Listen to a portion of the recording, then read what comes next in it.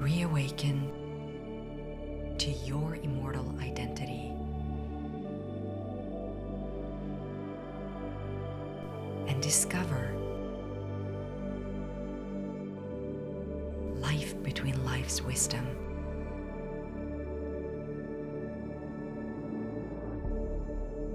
Presented by the Michael Newton Institute. So before we get started, would you please close your eyes just for a second? And I want you now to take a deep breath in, breathing in and centering yourself within the heart. Breathing in light and breathing out and releasing all tension. And as you breathe in light and as you release tension in your natural rhythm, I want you to ask your spiritual team to protect your sacred space from all and any energies that do not serve your highest good. Asking your spiritual team to protect your sacred space from any and all energies that do not serve your highest good. Breathing in light and releasing tension. And take another breath. And when you exhale, open your eyes. And now, enjoy this two-part episode with special guest Laura Fontaine.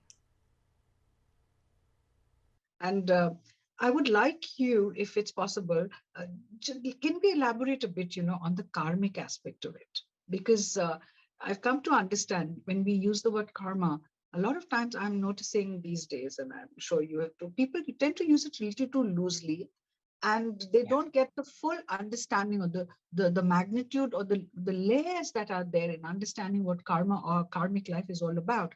So when we're talking about a karmic connection, especially if there is an ancestral factor, a lineage factor, then as a soul, and especially when it comes to entities or in anything which is beyond what we perceive as normal or known, where would karma come into it?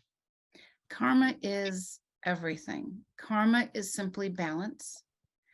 And in our fast food mentality, we want now, right?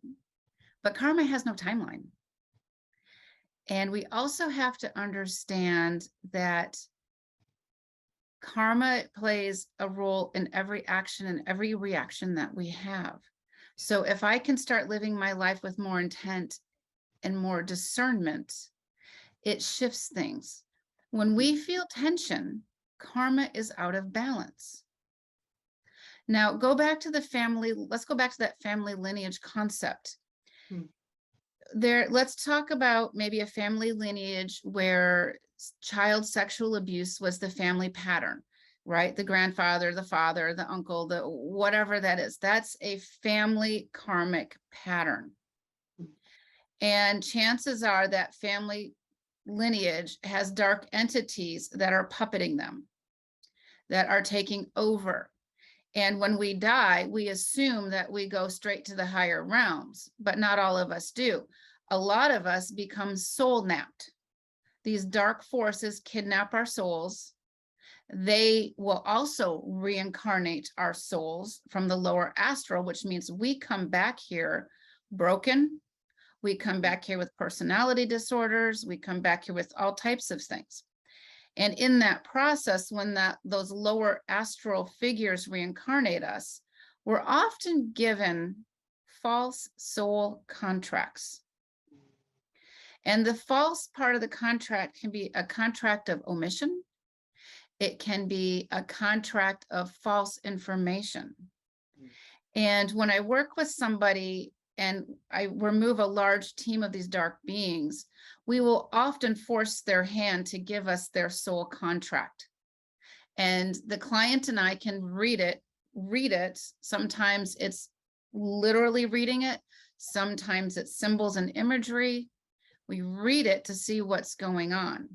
If it's false, we have the spiritual jurisdiction to literally burn it, to negate it, because it's not a true contract.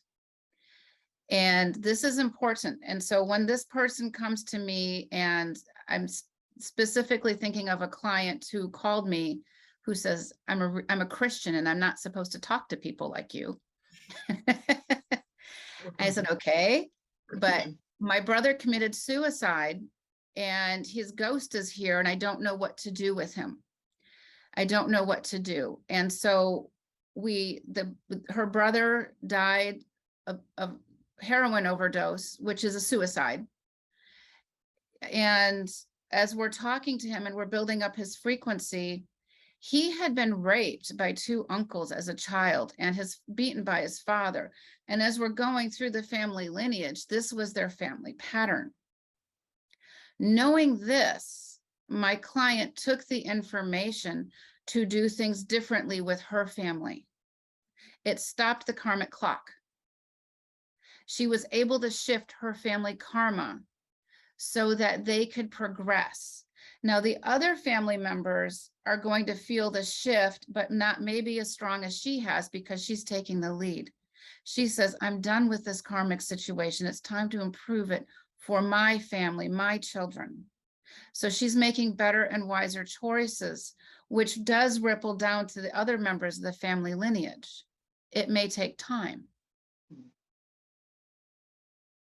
But it's true, but these sessions actually, I've noticed, not only does the client benefit, but it does ripple out. It's literally like a ripple effect in the entire family.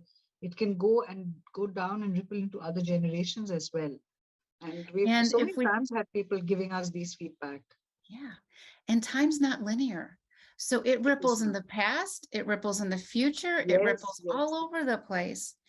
And every change we make, no matter how minor, we help an old lady cross the street with groceries. Well, that seems like a simple 10-second act, but it could change her pattern, her life. True. All of these little things, people say, how can I be of spiritual service? Well, do good deeds. It's that simple. I must say something because this really resonates with me, because that's part of why I chose to do or was so intrigued by Dr. Michael Newton's work, because the service he provides and the openness and seen from the karmic perspective, it really gives you, or at least it gave me that sense of, how would you define that in English? Gratitude and peace and love and harmony, the way it's supposed to be from a soul perspective. That's, living as a soul on Mother Earth. It's just feeling that, I'm having a hard time finding the words, but it's that flow of unconditional love that you're speaking of. And that really resonates with, it's whether you're doing your kind of session, you're doing LBL, you're doing other spiritual work, it's that unconditional love, that flow that really unites everything for me. And I just wanted to say that because I really enjoy listening to what you're saying. Well, thank you. You bring up a good point too about love and gratitude. The more love and gratitude we can carry in our hearts and our soul, it echoes out. The dark side feeds on our fears. They rely on our fears to feed them. If we look at the global conditions right now, so true. If we remove the fears, we remove an energy source that is not beneficial to us. I am a firm believer that I don't think our planet is designed to be this way. I think the dark side infiltrated this planet. And I remember personally, for me, a planet Earth before this planet Earth. It was in the Atlantean and even in the Lemurian times. I specifically remember things about Lemuria that I know are true. And I know the dark side surprised all of us with an attack on this planet when I was in Lemuria. I still know where that almost fatal wound was on my physical body right now. And when we can understand that we need to be smart about things. It's okay to protect ourselves. When we allow somebody to abuse us, we are incurring negative karma. Yes. If I allow John or whomever to abuse me, and I let the shame on me for once, but if I let it happen again, I'm earning negative karma. But when I can stop the abuse that he is incurring on me, not only do I help my karmic situation, I also help John. Yes. Because I don't allow him to abuse me. I'm not allowing him to create negative karma. And I think this is a great opportunity for people who are in those positions where they don't like to have confrontations.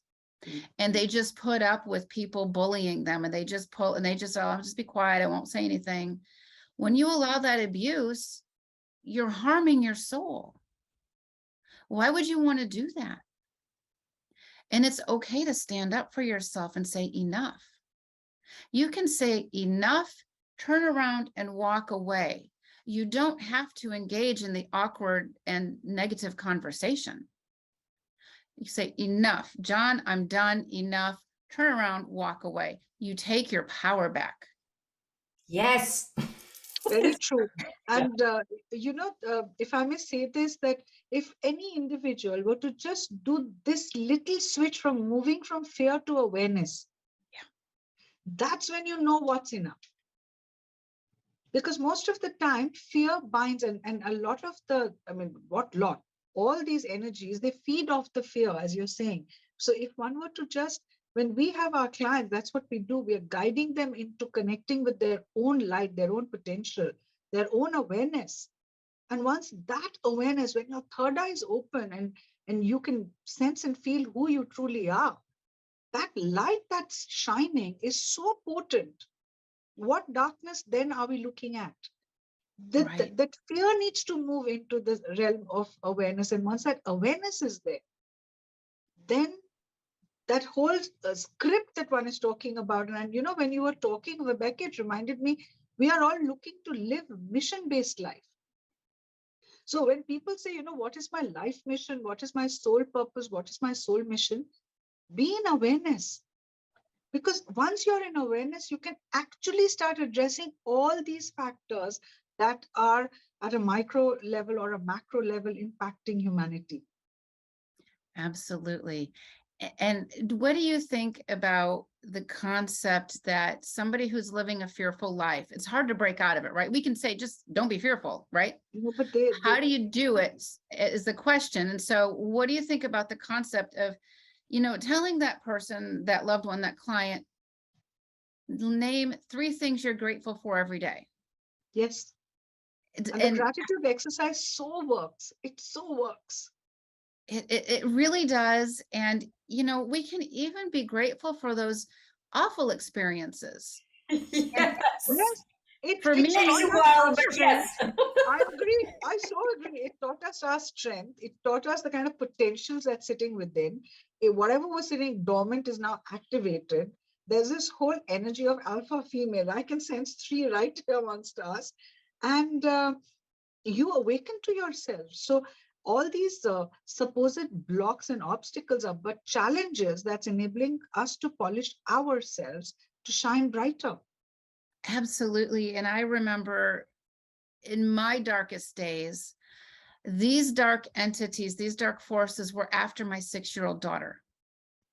And I talked to Vivek a little bit about it. It was like we lived in a Hollywood horror film that never ended for 10 years.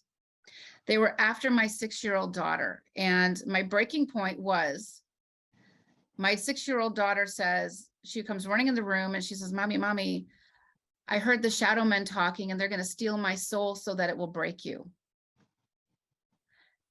And that night, the dark side got too greedy. They got sloppy, they got lazy. Because after that, it changed everything for me. And these dark things, I would be choked so that to the point where I would pass out, but there's nothing around me.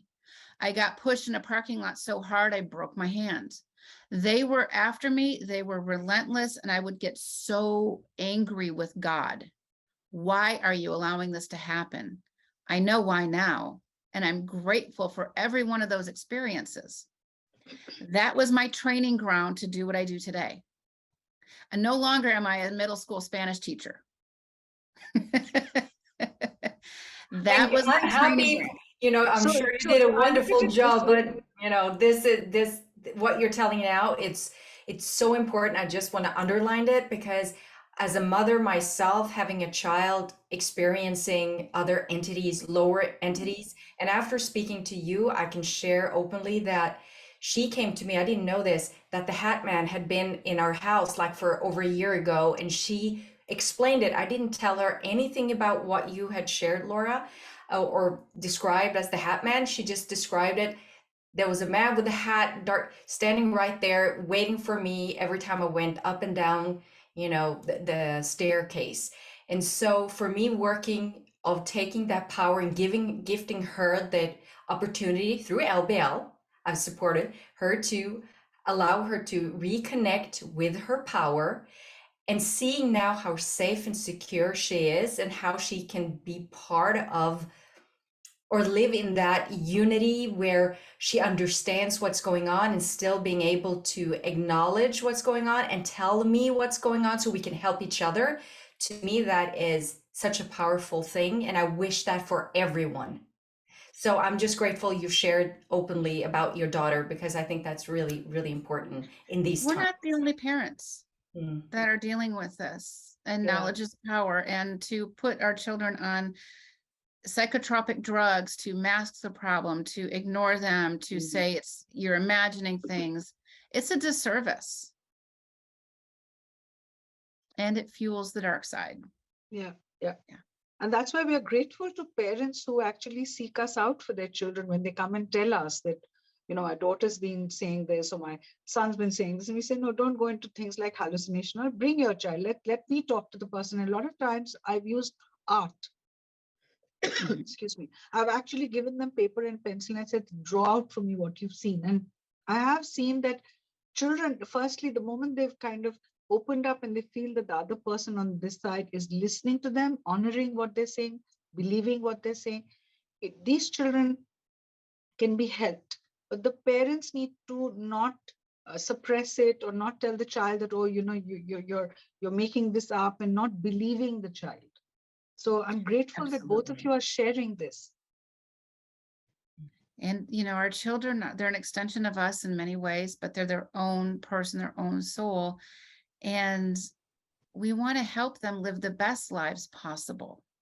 The current life is the most important life because it's the one we're experiencing right now.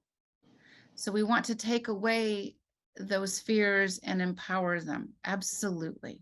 Yeah, yeah. So true, so true. And I think we should listen to these little ones because when they're talking to us, there's a lot more sometimes they see than the adult does because their filters are less. I think they're very potent. They see, they sense energy much more than we adults sometimes do. So when they reach out, parents should actually listen to them, ask some correct the kind of questions required to be asked for them to understand that the child is not making up a story and there's some truth behind it. That's So, a really good point. Laura, what about you? What would be the questions or what do you think parents should look out for them to understand that their child is telling them something which needs therapeutic help?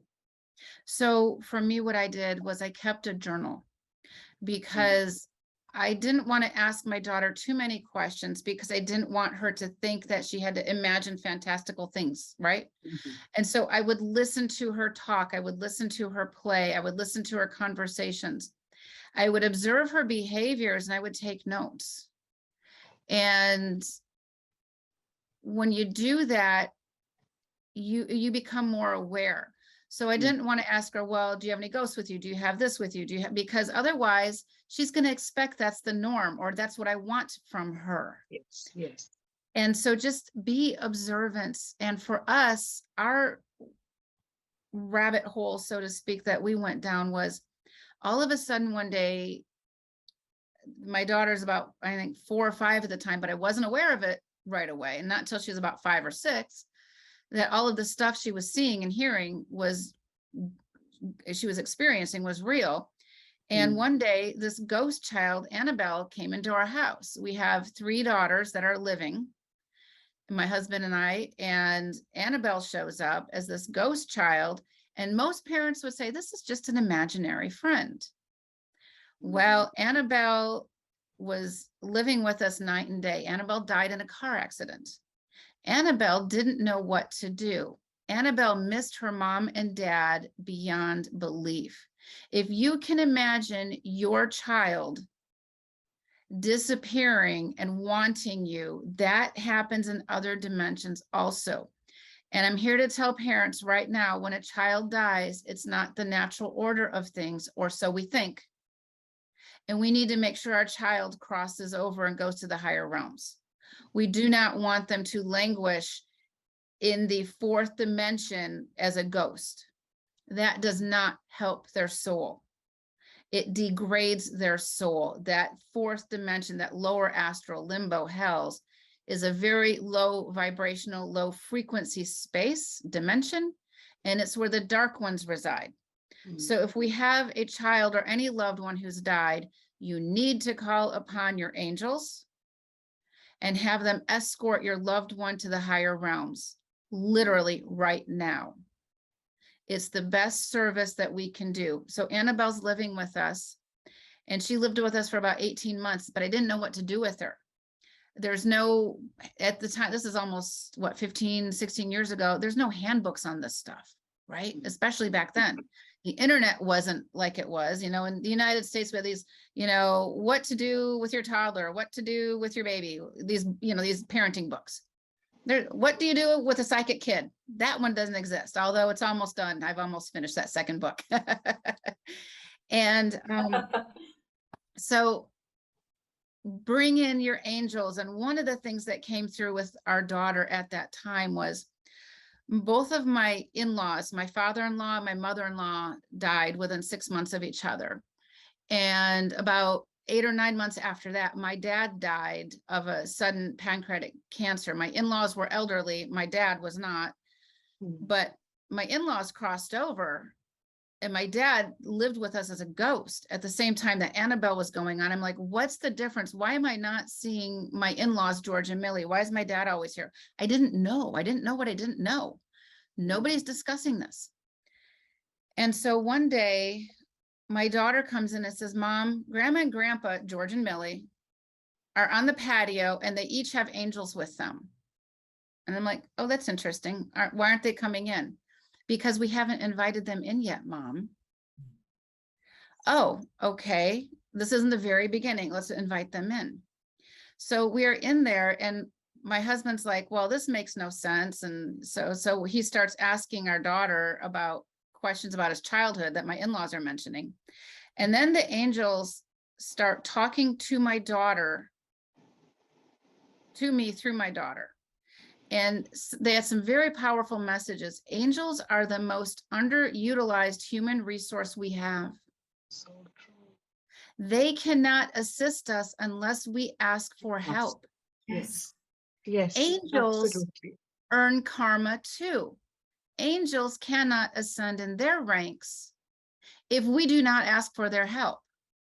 So if humanity can start asking for angels to help them, they ascend in their ranks. We clear things up on this planet. It makes us stronger. And our religions oftentimes say, oh, you're not worthy of an angel's help, or, oh, I have to save all my little chits to ask for the help, or I'm not important to ask for angels for help. This is a huge disservice. Who programmed us to believe that? Not God, not the angels. So when we start to ask the angels for help, even if it's to find a good parking spot, do it. It works. Angels cannot violate somebody else's free will. If I'm going in for a job interview, I can say, I'm asking my angelic team to assist me in the interview, to give me the words of wisdom that I need. I cannot say to the angels, make sure I get the job. True. Because we're violating somebody else's free will when we do that. Yes. Yes. So use your angels. So if you have a ghost, and what started me down here is that a lot of times parents will say, oh, my daughter's talking to a ghost. Oh, isn't that cute? No, it's not cute, because more and more will come. Dark entities and other Yeah, things will yeah. come. So you need to make sure your child is clear of ghost energy, even if it's grandma, it doesn't matter. Send grandma home. Isn't that what you would want for you, is to go back home to the higher realms? So make sure you send those souls back home. This is what's going to really save the planet, crossing over the dead. When we cross over the dead, we rob the dark side of a fuel supply. When we cross over the dead, we're raising the vibrational frequency of the planet, of our home, of ourselves. So cross them over, bring in the angels and say, I'm requesting a team of angels from the higher realms to remove all of the ghosts, all of the negative entities and energies from my home right now. Say it like you mean it. Don't be all wishy-washy with it. Say it like you mean it. And you're going to see it, a shift in things. And you may have to do that every day. That's fine. Recycling isn't going to save the planet. It will help, but we really need to think in a higher vibrational frequency with this. So if you have a child that is seeing ghosts, or you see ghosts, use the angelic realms to cross them over. It's really a spiritual service. It's probably the most profound spiritual service that we can provide. Absolutely. Absolutely. And I think I go back to time when I'd started this kind of work, Laura. I remember every such session where we've helped an entity cross over and go back into source or light.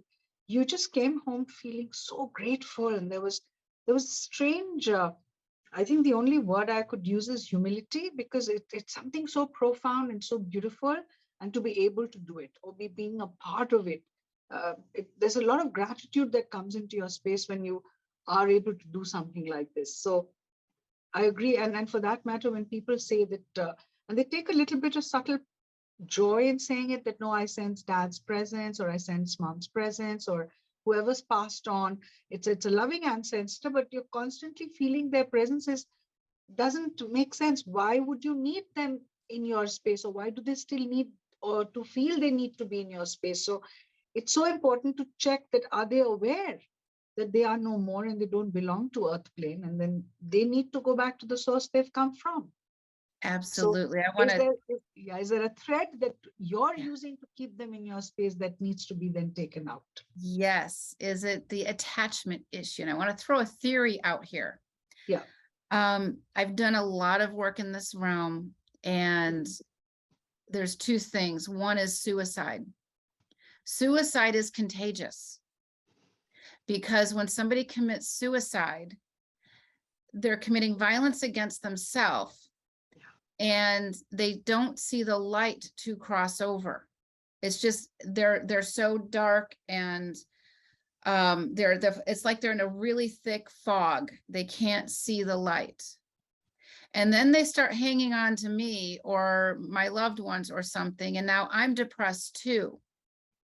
And so suicide can be contagious. When we cross that suicide victim over and send them back to God, it shifts my energy. Now I know if it's my grief or if it's his grief or our grief, because it amplifies. And the same thing goes with breast cancer. Why are certain cancers hereditary, and do they need to be? Is it because those family members never crossed over, and now my mom and sister who died of breast cancer, their ghost energy is on me, the cancer energy is on me? Oh, yes. What if I cross them over? And it puts me out of that cancer frequency. How does that shift my possible potential future? Hugely, hugely. Right. Yeah. And you can actually disengage from so many of these supposed ancestral illnesses or what. And people take a subtle pride in saying, oh, everybody in our family has that. Don't derive joy from it. You don't need to. And you can still be a loyal family member without having the illness. Absolutely. And then you need to let that go, because that belief will sit in the cells of the body, and you're just going to activate it with whoever aunt or grandaunt or grandmom or somebody who you're still linking to. Absolutely. And it's very freeing. And oftentimes when I work with somebody and we cross over the ancestors or the friends, it's like they literally say, I feel so much lighter. Everything looks bright. Yes. Oh my gosh, the window looks brighter. My house looks cleaner. And it's the subtle energies. And we have, I think, Laura, I'm sure you had cases where, you've heard about nodes disappearing, shadow in the ultrasound no longer there, stones in certain parts of the body not there, and where you essentially address something that was still clinging on to, where the entity believed. So it isn't even your illness. Right. You don't even need to suffer that. It's not yours. So when you're releasing the entity, you actually release its beliefs from you, its illnesses from you. There's so much that you let go. And when I do a past life regression, one of the aspects that the final aspect for me, a past life regression isn't about the parlor trick of, oh, what kind of life did you live? It's about healing. And so we go through the past life, and usually what comes up is the lifetime that has the most impact on the current life. Yes. And then we resolve that, but then I go through with their higher self, subconscious self, and me and my team, and we scan the body and we clean and clear the body from the organs to the bloodstream, to the bones, to the muscular cells, everything, the chakras, all of it. And I've had some amazing success stories, which, I'm just a tool. Yeah.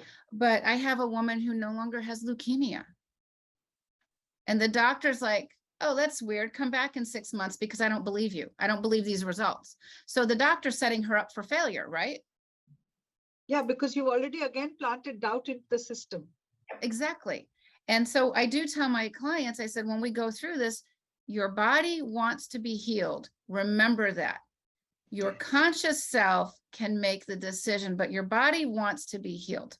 I had a little boy, and I did a regression with the mom who has 2 disabled children.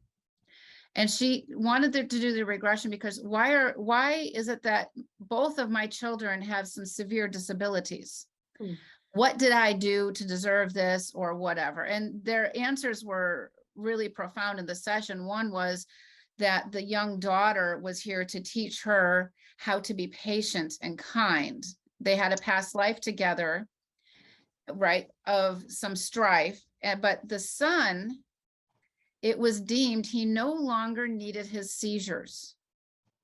So he's 10 years old. He's having epileptic seizures, cluster seizures every day. He is losing the ability to walk and talk and feed himself. He is regressing. And they went through, the spiritual teams, and because I always watch, I'm not trusting anything. I mean, I want to make sure, right? They rewired his brain, and a year and a half later, as far as I know, he's never had another seizure. He got his life back, and he had entities riddled all over his body. There you go. He had parasitic worms. He had all kinds of stuff. And it was all over his body. We cleaned them up, and then they could rewire his brain, his neural network. And he's never had a seizure again. So miracles happen. They do. They do. They So absolutely true. So do. true. So blessed to be able to just listen to what you're sharing, because it brings me to understand the magnitude, or I think the sheer depth of the work you're doing, and the kind of contribution you as a soul, you're giving humanity. I'm saying thank you to you. Seriously. So Well, true. and So thank true. you. And thank you both, because your work is so profound as well. And we're here to share. We're here Thank to you. Thank share you. because we all have to learn from one another. I will never say I know everything. I learn new stuff every day. Yes, me too. I learned some stuff today as well. I mean, Yeah. Okay. So I know for us, for me at least, I say this, and I'm sure Rebecca does this pretty much the same thing. We prepare it. There's a preparation for me, the client, the guides are there. You're invoking your own guides, you're invoking the guides of the client. You're cross-checking it's the right team there that day who are helping you because it's going to be a surgery. Do you do also any kind of specific preparation? Absolutely. I do the same thing. And I view it as when and a lot of times people are, why are you so negative? Why are you always talking about the dark stuff, right? Mhm. Well, doctors study viruses and bacteria, right? Yeah. So they know how to handle those situations. They are working in a sterile environment. That etheric environment, that space is also very, very important to keep clean and clear. And I do create a almost a force field around us while we're doing the work. Mm. And I can do it even if I work with clients all over the world. Mm. There's a way, it's time, space, and gravity kind of thing. We can absolutely. So anyways, keeping it clean and clear, making sure my client's home, if it's remote, is clean and clear. Yeah. My home is clean and clear. And I double check, I recheck. I'm always, sometimes I have to look under the ground of the home. I also remote view, if you're familiar with that Yes. concept. Yes. Yes. So I remote view through the ether to see what is really happening. And sometimes we have to go below the ground. Who knows? I never go in with an expectation. I always go in with, okay, what is, lay it before me and we're just going to get the work done. Because Absolutely. if I have an expectation, what if I'm wrong? Mm. And then as we do this work and we finish things up, we again seal everything up so nothing can come in. It's like putting a bandage on a wound, Yeah. right? Yeah. You And then when fix I'm it, you put the ointment and then you put the bandage and you're sorted. absolutely, and then when we finish, I never have back-to-back clients because I have to make sure I am fully clear myself. Yes. And it's not the best business model, right? But I you mean, know I can, what? We know. That's it. I think we'll all say this. We're very clear. This is the one thing we do not compromise. I so appreciate that with you both because I find it to be you both to be a breath of fresh air. Thank you. And I see a lot of people who dabble, a Mm. lot of people who just know. How do you just know? No. Do you ever do your homework? Okay, there are things I just know, but I want to know, why do I know that? Yes. Yes, I agree. Right? That's it. And I And want to know too. also, I always feel that you cannot afford in this work, especially when you're dealing with energy, to take chances. oh, absolutely. You You can't say, I know and I think it's fine. no, No, no, no. and you have to be decisive and consistent and also open to other possibilities. And you have to be able to listen to your guides and you have to be able to take in that information. So when I do work, I'm working on many different levels. If I am removing a really nasty demonic entity from a client, they can sometimes feel it. It is uncomfortable, but I have to remain in control. I cannot go over the waterfall. If I, recently I worked on, I've done this often, removing children who've been sex trafficked that have died. Correct. That's kind of how I got my start about 10 years ago, was all these sex trafficked victims. And they're always usually children. And I have to be strong. I have to have detached compassion. Mhm. I can't go over the waterfall and start crying No. because it weakens me. And I can't get my job done. And if I'm weakened, what's to say a dark entity isn't going to steal those child souls again? Yeah. So it's very important to have that detached compassion, Yeah. to be logical, to be linear. And running around wafting sage saying, I do not consent, doesn't do much. You got to have the power behind you. Yes. Yeah, you have to hold the space, and And that's which is very, very so true. And important. which is why, if I always say this, if I'm not well, or if there's something missing, or, one is going through some grief of their own or whatever, one has to be so authentically honest that if you're not ready, it's far safer to tell the client, not today. Yes. And I had to do that. Yeah, I am not in a good space to be absolutely. of 100% service to you. Yeah, I've done that. I do that every now and then because sometimes we get hit, sometimes we're tired, sometimes who knows? absolutely. Yes. And it's important. And I feel like that form of honesty with the client Mm. is actually beneficial because technically we're humans too, right? Yes. And the thing And is, I want to share and we this. can't I have this love in a my bad way. Yeah, I love my clients when, I've, like I said, I've been so honest about my energy work and how that I have to be on top of my energy and standing my Yeah. power. And so they actually ask me, because I know you've had a hard couple of days, Viveka, are you up for another session? And I love that because that really connects us. It's Yeah. like, yeah, so it's kind of like the sacred connection that we have together. So yeah, I really enjoy that. Yeah. And And that so, honesty is important. and it's so true, especially because when somebody is coming to us with this kind of work, where there is energy, attachment, uh, walk-in or parasite, or any of this kind of work, there's a tremendous amount of surrender Yeah. in the energy that client is coming to us with. So as therapists, especially in LBL, I would say that when an entity, uh, whoever that could be, it could be an ancestor, it could be a dark force, it could be anybody from any other lower world, that if they play truant with the client's soul journey, and then imagine in the LBL when you're doing your session where you're talking to the counsel, you're talking to the guides, and you're finding out how much of your own soul script was literally left dormant because you were busy being used as a vehicle by this entity in the journey that wanted you to go through for whatever the reasons are.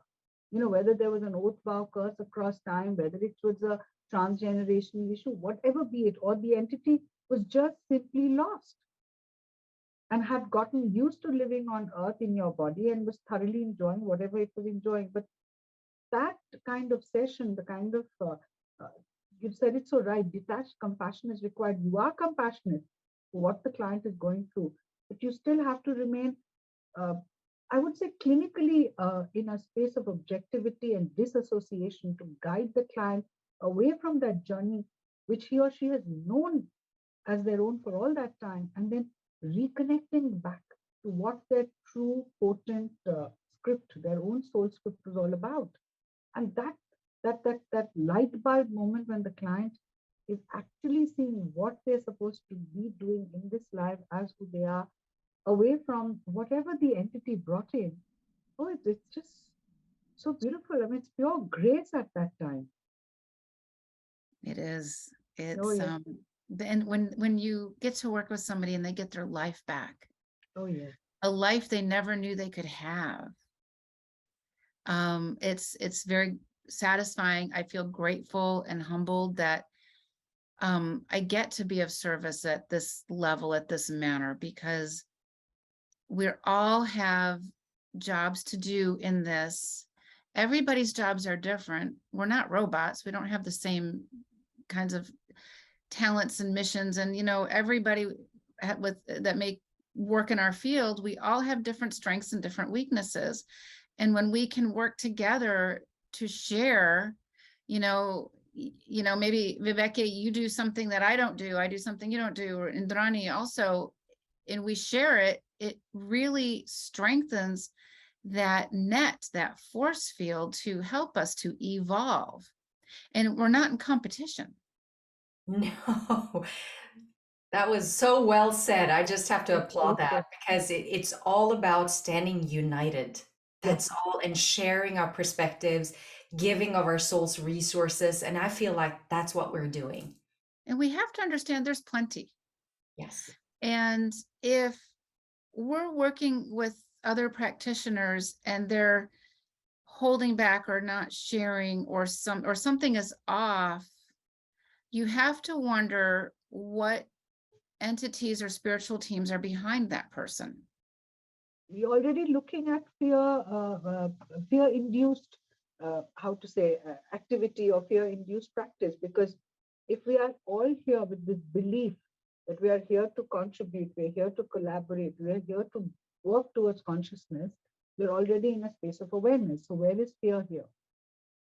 Absolutely.